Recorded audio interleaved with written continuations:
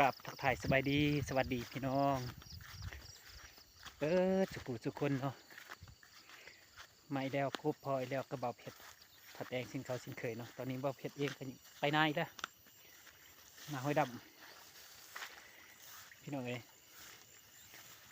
จะเป็นยังไงเบาเพชรก็สิบไปจังเป็นยังไงเขาปะเลยงัวควายเองหรือเลยเบาเพชรไปจอเบิ่งนะพี่น้องเอ้ยมีเขาก็ยังบุญยอมยังปะกันบางคนก็ยังฟอกมาหดนี่แหละ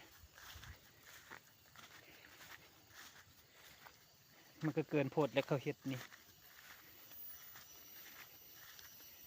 บ่อเพชรเองก็บ่อยากนั่นแต่ล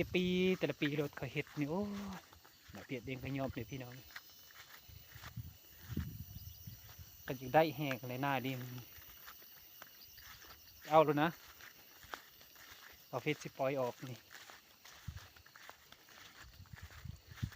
คันเขายังได้อีดีรอมิดจัดอยู่ตอนนี้นี่เบิ่งตะกะน้ำก็บกขึ้นเลย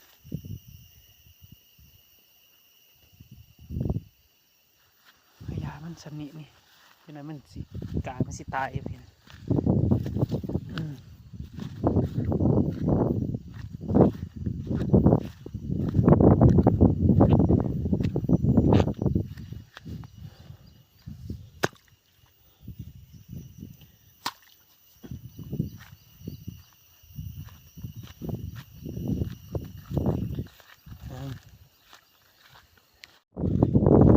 พี่น้องเลยของสัตว์นี่ต้องไปยอมโบราณนี่เนาะการปล่อยตามทุกให้ทุกนาของคนอื่นว่าพวกนาสันดานสมินี่โอ้ยอมผู้ใดนาสันดานนี่กูสิปล่อยออกนะคนนี้นี่แหละพี่น้องเอ้ยเขาปล่อยดุดันนี่ไก่นาไก่ตะกาโลดเขาเห็ดนี่มักอะไรบนนาคนอื่นงัวควาย